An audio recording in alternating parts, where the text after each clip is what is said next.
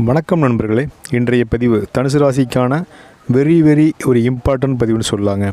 Friends, இந்த பதிவை பொறுத்த வரைக்கும் வரக்கூடிய சித்ரா பௌர்ணமியில் தனுசு ராசி நண்பர்கள் கடைபிடிக்க வேண்டிய முக்கியமான விஷயங்கள் என்ன அப்படிங்கிறது தான் இன்றைய பதிவில் நாம் சுருக்கமாக முக்கியமானதை நம்ம பார்க்க போகிறோம்.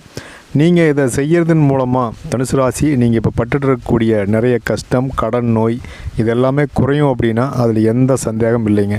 ஃப்ரெண்ட்ஸ், அதுக்கு முன்னால் நீங்கள் இன்னும் நம்ம சேனலை சப்ஸ்கிரைப் பண்ணால் வீடியோ பார்த்துருந்தீங்க அப்படின்னா சப்ஸ்கிரைப் பண்ணி பெல் ஐக்கான் ஆன் பண்ணி ஒரு பெரிய ஆதரவு கொடுங்க. சித்ரா பௌர்ணமி, இந்த சித்ரா பௌர்ணமி அப்படிங்கிற இந்த சிறப்பான ஒரு பௌர்ணமி அற்புதமான இந்த சித்திரை மாதத்தில் வரக்கூடிய ஒரு அருமையான நிகழ்வுன்னு சொன்னால் அது எந்த மாற்று கருத்தும் இல்லை. இந்த சித்ரா பௌர்ணமி அனைவராலும் சிறப்பாக கொண்டாடப்பட்டாலுமே சைவ பெருமக்களால் முக்கியமான விழாவாக இந்த பௌர்ணமி இருக்குதுங்க. இந்த சித்ரா பௌர்ணமி நாளுக்குன்னு சொல்லியே ஒரு வரலாறு இருக்குங்க. இந்த பௌர்ணமி விழாவை யாருக்காக கொண்டாடுறோம், எதுக்காக கொண்டாடுறோன்னு பார்த்தா, யம தர்மரிடம் கணக்கு வழக்கு பார்த்து கொண்டிருக்கக்கூடிய சித்திரகுப்தர் அப்படின்னு சொல்லக்கூடிய சித்திரகுப்த நாயனாருக்கான விழாவாக இது கொண்டாடப்படுது. அதே போல் உலகம் முழுவதும் பௌத்த மதத்தை பின்பற்றக்கூடிய பெருமக்களால் வைசாக் அப்படின்னு சொல்லக்கூடிய ஒரு விழாவாக, புத்த பூர்ணிமா அப்படிங்கிற விழாவாகவும் இந்த சித்ரா பௌர்ணமி கொண்டாடப்பட்டிருக்கு.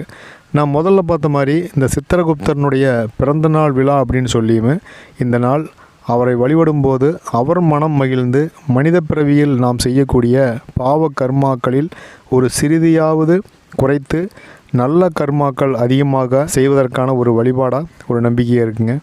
இந்த நாள் சித்திரகுப்தனுடைய திருமண நாள் அப்படின்னு சொல்லி சொல்லப்படுது, நம்பப்படுது.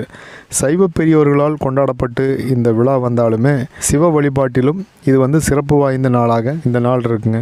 அதோடு மிக முக்கியமான விழாவாகவும் இந்த சித்ரா பௌர்ணமி இருக்குது. இந்த சித்ரா பௌர்ணமிக்கு 2 வரலாறை சொல்லி நாம் பார்த்தோம். புத்த பூர்ணிமா, அதே போல் சித்திரகுப்தனுடைய பிறந்தநாள் அல்லது திருமண நாள் அப்படின்னு சொல்லி பார்த்தோம். முக்கியமாக கோயில் நகரம், தூங்கா நகரம்னு சொல்லக்கூடிய மதுரை மீனாட்சி சுந்தரேஸ்வரர் கோயிலில் இந்த சித்ரா பௌர்ணமி சிறப்பாக பெரிய விழாவாக கொண்டாடப்படுதுங்க.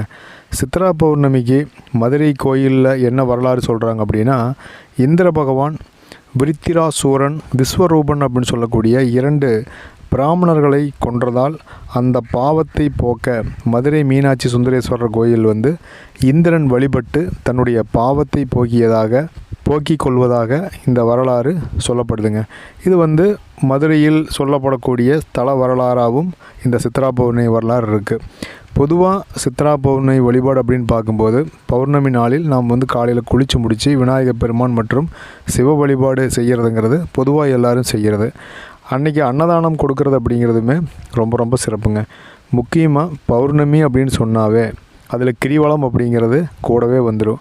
கிரிவலம் அப்படின்னு சொல்லும்போது திருவண்ணாமலை கிரிவலம் அப்படிங்கிறது ரொம்ப பிரசித்தி பெற்றது. திருவண்ணாமலை கிரிவலம் அப்படின்னு சொல்லும்போது தான், அங்கே கிரிவலம் போகும்போது தான் அந்த கிரிவலத்திற்கான ஒரு மகிமை, கிரிவலத்திற்கான அந்த முழுமை பெறுவது அப்படிங்கிறது திருவண்ணாமலையில் இருக்குங்க. அதாவது நினைத்தாலே முக்தி தரக்கூடிய நெருப்பு ஸ்தலம்னு சொன்னால் அது திருவண்ணாமலை. இது தனுசு ராசிக்கு ஒரு மிகவும் உகந்த ஒரு ஸ்தலம்னு சொல்லாங்க.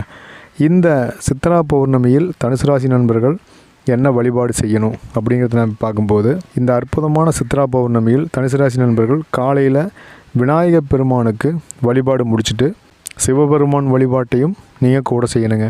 இந்த 2 வழிபாட்டையும் நீங்கள் வீட்டில் முடிச்சுட்டு அல்லது கோயிலில் வழிபாட்டை முடிச்சுட்டு மாற்றுத்திறனாளி நண்பர்களுக்கு அன்னதானம், உடைதானம், பள்ளி படிப்புக்கான செலவு இது எல்லாமே இந்த மாதிரியான உதவிகளை சித்ரா பௌர்ணமி நாளில் தனுசு ராசி நண்பர்கள் செய்யலாங்க. அடுத்ததாக தடைகள் உடைய தொழில் வளர்ச்சி பெற ஸ்ரீரங்கநாதர், அதோடு சிவபெருமான், லட்சுமி நரசிம்மர் வழிபாடு, இந்த 3 தெய்வங்களுக்கான வழிபாடு செய்யலாம். அதே நேரத்தில் இந்த 3 தெய்வங்களுக்கும் அபிஷேகத்திற்கு தேவையான பொருள்களை நீங்கள் கோயில்களுக்கு தானமாக கொடுத்து வழிபாடு செய்யும் போதும் இந்த சித்ரா பௌர்ணமி நாளில் ஒரு எல்லையற்ற ஒரு பேரருள் அப்படிங்கிறது தனுசு ராசி நண்பர்களுக்கு கிடைக்கிறதுக்கு நிறைய வாய்ப்பு இருக்குங்க. அதே போல் வாய்ப்புள்ள தனுசு ராசி நண்பர்கள் முதலில் நாம் பார்த்த மாதிரி திருவண்ணாமலை கிரிவலத்தில் கலந்து கொண்டு பலன் பெறுவதோடு பாவங்களை போக்கும் ஒரு கிரிவலமாகவும் தனுசு ராசி நண்பர்களுக்கு இது அமையும். அப்படிங்கிறனால இந்த வழிபாடு மற்றும் திருவண்ணாமலை கிரிவலத்தை இந்த அற்புதமான சித்ரா பௌர்ணமி நாளில் நீங்கள் செய்யும்போது சித்திரகுப்தனுடைய அருளோ அல்லது மீனாட்சி சுந்தரேஸ்வரனுடைய அருளோ அல்லது சிவபெருமானுடைய அருளோ இதை முழுமையாக நீங்கள் பெற முடியும். அதோடு குரு பகவானை ராசிநாதனாக கொண்ட ஒரு அற்புதமான ராசி தனுசு ராசி அப்படின்னு சொல்லும்போது, தனுசு ராசியில் வரக்கூடிய மூலம், பூராடம், உத்திராடம் 1ஆம் பாத நட்சத்திர நண்பர்கள் இந்த நாளில் குரு பகவான் வழிபாடும் நீங்கள் செய்யும்போது குருவனுடைய அருள் அப்படிங்கிறது பேரருளாக, பெரிய அருளாக நமக்கு கிடைக்கும் அப்படிங்கிறதுல எல்லளவும் சந்தேகம் வேண்டாம். ஸோ தனுசு ராசி நண்பர்கள் சித்ரா பௌர்ணமி நாளில் இந்த வழிபாடு மற்றும் பரிகாரங்களை நீங்கள் தொடர்ந்து செய்யலாம். இந்த 3மே என்னால் முடியாது, எங்கேயும் போக முடியாது அப்படின்னு சொல்கிறவங்க என்ன செய்யலான்னா, குறைந்தபட்சம் நீங்கள் வீட்டில் விளக்கேற்றி வழிபாடு செஞ்சு முடிச்சுட்டு அருகில் உங்கள் குலதெய்வம் கோயில் இருந்துச்சு அப்படின்னா குலதெய்வ வழிபாடு செய்யும் போதும் இந்த அத்தனை தெய்வங்களுடைய அருளையும் நீங்கள் பெற்றதற்கான ஒரு பாக்கியத்தை நீங்கள் பெற முடியும். அப்படிங்கிறனால இதெல்லாம் முடியல அப்படின்னு சொல்கிறவங்க குலதெய்வ வழிபாடு நீங்கள் செய்யலாங்க. ஸோ நீங்கள் நண்பர்கள் இதை உபயோகப்படுத்திக்கங்க. இந்த அற்புதமான நாள் அப்படிங்கிறது வருடத்தில் ஒரு முறை நமக்கான நாளாக வருது. அப்படிங்கிறனால இந்த வாய்ப்பை நீங்கள் தவறவிடாதீங்க. நண்பர்களே, இந்த சித்ரா பௌர்ணமிக்கான வழிபாடு மற்றும் பரிகாரம் அப்படிங்கிறதுக்கான இந்த பதிவு உங்களுக்கு ஒரு உபயோகமாகவும் பயனுள்ளதாகவும் உங்களுக்கு ஒரு வழிகாட்டுதலான ஒரு பதிவாகவும் இருந்திருக்குன்னு நான் நம்புகிறேன். பதிவுக்கு ஒரு லைக் பண்ணிக்கங்க. இந்த பதிவை உங்கள் நண்பர்கள் மற்றவர்களுக்கு நீங்கள் ஷேர் பண்ணலாம். நீங்கள் இன்னும் நம்ம சேனலை சப்ஸ்கிரைப் பண்ணால் வீடியோ பார்த்துருக்கீங்க அப்படின்னா சப்ஸ்கிரைப் பண்ணி பெல் ஐக்கான் ஆன் பண்ணிக்கலாம். இதுபோல் ஒரு அற்புதமான பதிவில் நம்ம மறுபடியும் சந்திக்கலாங்க. நன்றி, வணக்கம்.